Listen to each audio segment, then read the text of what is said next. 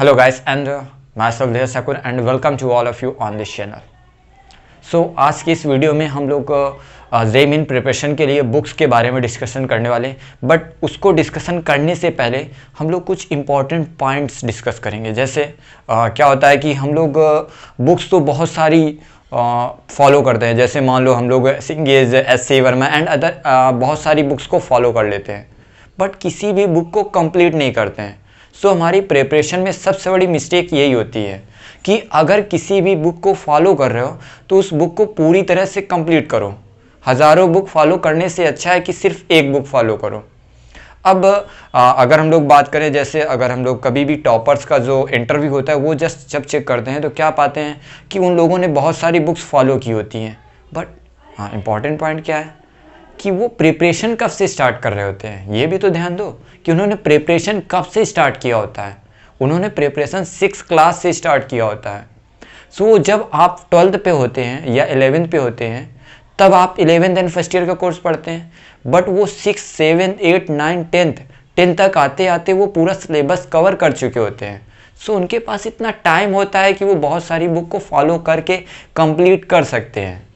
But आपके पास केवल 11th and 12th का टाइम होता है, या आप ड्रॉपर हैं तो आपके लिए केवल कुछ समय टाइम होता है। सो आपको उस टाइम को कैसे मिनिमम से मिनिमम, मतलब ज़्यादा से ज़्यादा यूज़ करना है, मतलब ज़्यादा से ज़्यादा प्रोडक्टिव बनाना है। सो उसके लिए आप क्या कर सकते हैं, जो बुक मैं इस वीडियो में बता रहा हूँ उन बुक को आप फॉलो कर सकते हैं। बिना कुछ सोचे आप उन बुक को फॉलो कर सकते हैं, बट उस बुक को अगर आप फॉलो कर रहे हैं तो उसको कंप्लीट करना है। और मैं इतना गारंटी के साथ कह सकता हूँ, अगर आप इस वीडियो को फॉलो करते हैं एंड इन बुक्स को फॉलो करते हैं तो आपके 20 से 25% मार्क्स इंक्रीज होंगे, श्योरिटी है, अगर आप पूरी तरह से बुक को फॉलो करते हैं।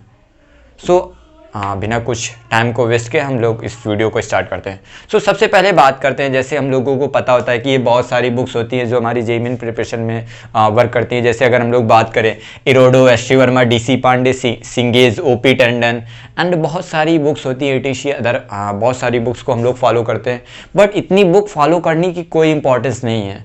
ये जस्ट बुक क्या होता है कि मैंने भी जब हमने स्टार्टिंग की और बहुत सारे जूनियर सीनियर जो सभी स्टार्ट करते हैं, सभी एक दूसरे को देख के बहुत सारी बुक्स को फॉलो करते हैं, बट ये रॉन्ग वे है, this is the wrong way. So आपको इतनी सारी बुक्स को फॉलो करने की कोई भी ज़रूरत नहीं है।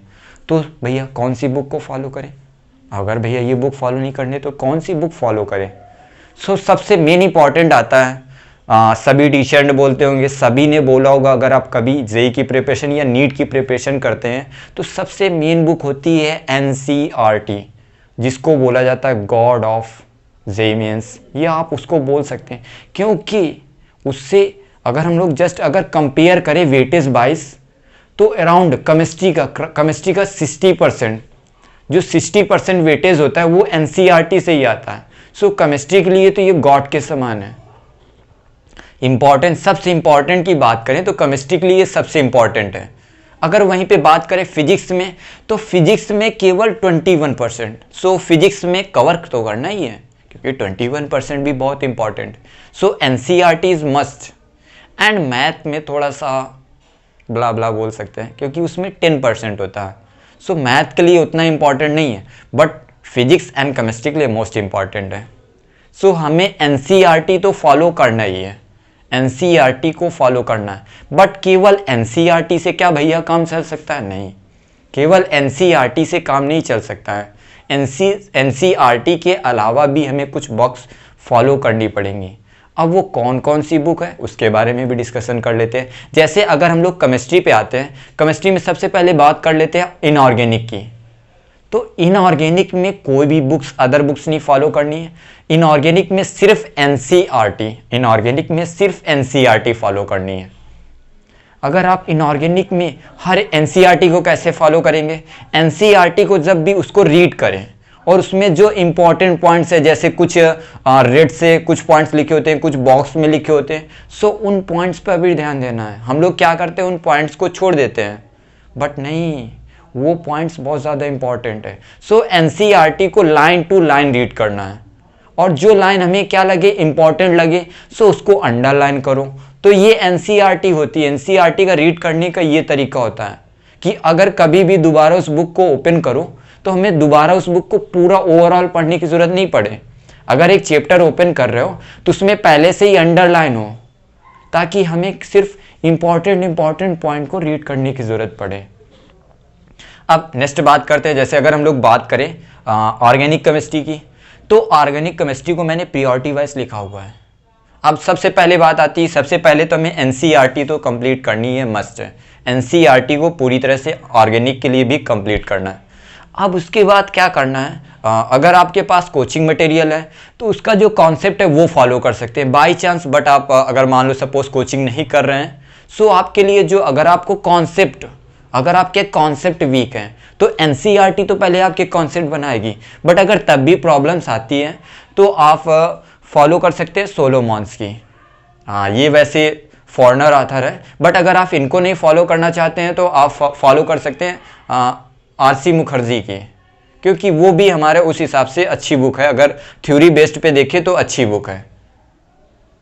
हाँ, उसके बाद अगर आप नहीं फॉलो करना चाहते हैं तो अब सबसे पहले आपको एनसीईआरटी फॉलो करना है। एनसीईआरटी के बाद आपको मेनली सोलोमॉन्स फॉलो करनी है या ओपी टंडन। ओपी टंडन भी बेस्ट है। ओपी टंडन की बात करें तो ओपी टंडन अपने इंडियन ऑथर हैं, तो या तो सोलोमॉन्स फॉलो कर सकते हैं या ओपी टंडन फॉलो कर सकते हैं, बट दोनों नहीं फॉलो करनी, सिर्फ एक फॉलो करनी। मेरा इंपॉर्टेंट पॉइंट क्या, सिर्फ एक फॉलो करना है, बट उसको एंड करना है। वन फॉलो करो बट उसको पूरी तरह से एंड कर दो।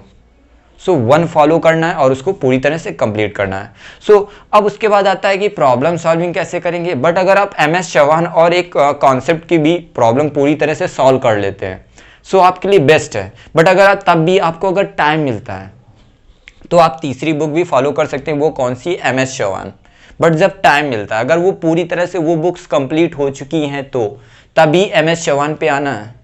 एमएस चौहान पे कब आओगे, जब वो बुक्स पूरी तरह से कंप्लीट हो चुकी होगी, क्योंकि एक बुक कंप्लीट करना वेरी इंपॉर्टेंस है। क्योंकि अगर उस बुक के पूरी तरह से फंडामेंटल हमें आ चुके होंगे तो हमारा बहुत सारा कॉन्सेप्ट पहले से ही कंप्लीट हो चुका होगा।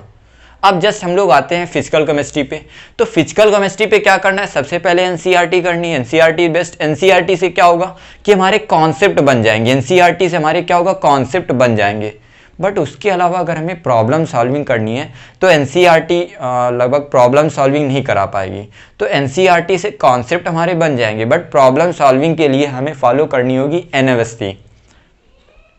एनएवएसटी सबसे बेस्ट रहेगी, आप उसको फॉलो करो। बस एक बुक एनएवएसटी, बाकी और कोई भी नहीं फॉलो करना, सिर्फ एनएवएसटी। सो हाँ, हम लोगों को इनऑर्गेनिक में अगर बात करें, इनऑर्गेनिक में एनसीईआरटी और ऑर्गेनिक में सबसे पहले एनसीईआरटी। एनसीईआरटी के बाद सोलोमॉन्स, और सोलोमॉन्स पूरी तरह से कंप्लीट होने के बाद हमें कहाँ पे आना है, एमएस चौहान पे।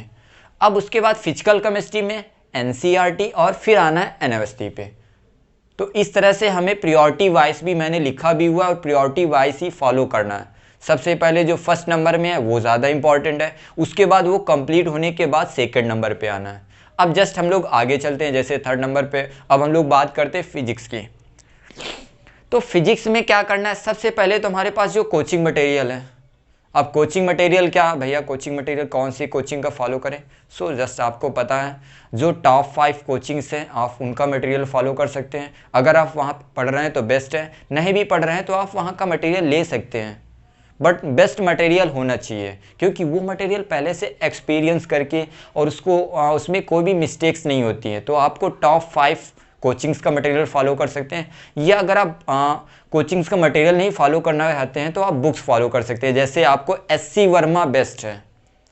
अगर आप फिजिक्स में 12th एंड 11th अगर आप जेई की प्रिपरेशन भी नहीं कर रहे हैं, केवल 11th एंड 12th में हैं, तब भी आपके लिए आपके पास एससी वर्मा होना ही चाहिए। अगर आप जेई मेंस या फिजिक्स से लव करते हैं तो आपके पास एससी वर्मा वेरी इंपॉर्टेंट। और एससी वर्मा के 2 वॉल्यूम होते हैं, volume first and volume second. So दोनों is important, both are important. So पहले सबसे पहले एनसीईआरटी कंप्लीट करनी। एनसीईआरटी कंप्लीट करने के बाद हमें एससी वर्मा को साथ में करना है, मतलब दोनों को साथ में करना है। एक एनसीईआरटी से एक चैप्टर कंप्लीट किया, उसके बाद एससी वर्मा से उसकी थ्योरी और उसके क्वेश्चंस, क्योंकि उसके क्वेश्चन बहुत अच्छे हैं, बहुत बेस्ट लेवल है। सो एससी वर्मा कंप्लीट करने के बाद अगर कंप्लीट हो जाती है तब हमें PIQ, प्रीवियस ईयर क्वेश्चन तो बहुत इंपॉर्टेंट। सो मैंने केमिस्ट्री में भी, वहाँ भी PYQ को इम्पॉर्टेंट है। PYQ तो हर जगह इम्पॉर्टेंट है, क्योंकि लास्ट में सबसे PYQ हमें करने हैं। PYQ is more important. So अब मैथ पे आते हैं। तो मैथ में क्या, सेम वही कोचिंग मटेरियल अगर नहीं है आपके पास तो आप फॉलो कर सकते हैं सिंगेस की सीरीज़। सिंगेस सीरीज़ और अरिहंत सीरीज़ में केवल दो में एक सीरीज़ फॉलो करना है, दोनों नहीं फॉलो करना है। दोनों में 6 बुक्स होती हैं, इसमें भी 6 बुक्स हैं, इसमें भी 6 बुक्स हैं।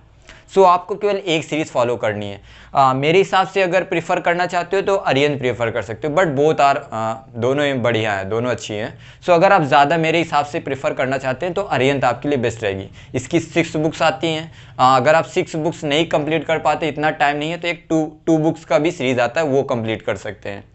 अब ये कंप्लीट करने के बाद आपको प्रीवियस ईयर क्वेश्चन तो वो तो इम्पॉर्टेंट है ही, तो वो भी फॉलो करने। सो ये हमारा सब ऑर्डर रहेगा, इस ऑर्डर से आपको फॉलो करना है। सो इस हिसाब से हमें बुक्स को फॉलो करना है। सभी बुक्स को फॉलो करना इंपॉर्टेंट नहीं है, बहुत सारी बुक्स होती हैं। सो इतनी सारी बुक्स को अगर आप 6 से प्रिपरेशन कर रहे होते हैं तो आप ज़रूर कंप्लीट कर सकते हैं।